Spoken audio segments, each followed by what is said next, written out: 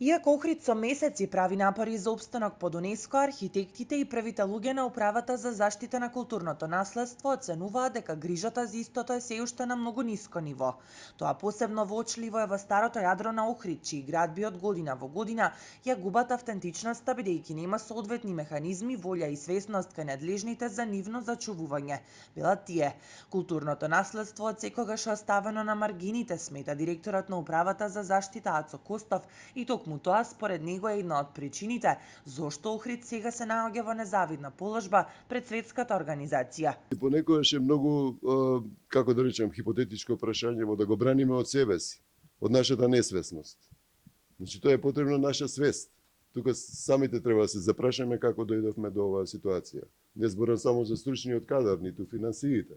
Не знаеме веројатно да го валоризираме на вистински начин во нашата свест и тоа да го презентираме. Тоа е проблемот. Архитектот Димитар Зарчев пак главната причина за сегашната состојба на автентичните градби ја гледа во децениското непочитување на поставените законски постулати, но и во погрешната реставрација на дел од објектите на кои наместо да им се зачува, целосно им се променува ликот. Така да и овде треба тие постулати се поставени. Што дека се поставени кога не се придржаваат никој на нив. Немаме контрола, надзор, нити инспекцијски, нити стручен, нити проектантски, никаков на објективе што се во работа. И во користење, ако сакате. Тука имаме ние проблеми. Не можеме ние да изамениме, да речеме, дрвените прозорци со пластични.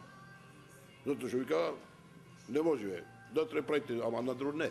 Идеалното решение е да се задоволат принципите и според двете страни и да се најде баланс меѓу заштитата и развојната компонента, но и да се воведат драконски казни за секој што ќе се обиде да уништува нешто што има големо природно и културно значење. Видете, не можеме у крајна линија па да ги држиме под стаклено звоно нити музејска работа. Меѓутоа, некои аспекти од Охрид не треба да се изгубат. Тоа е централното градско подрачје со крајбрежјето. Остатокот мора да има и некоја развојна компонента. Сепак градот треба да живее и да се развива. Казните би требало да бидат големи за уништување на културно наследство. На тоа стојам, дека сепак еднаш уништено културно наследство за секогаш го губиме.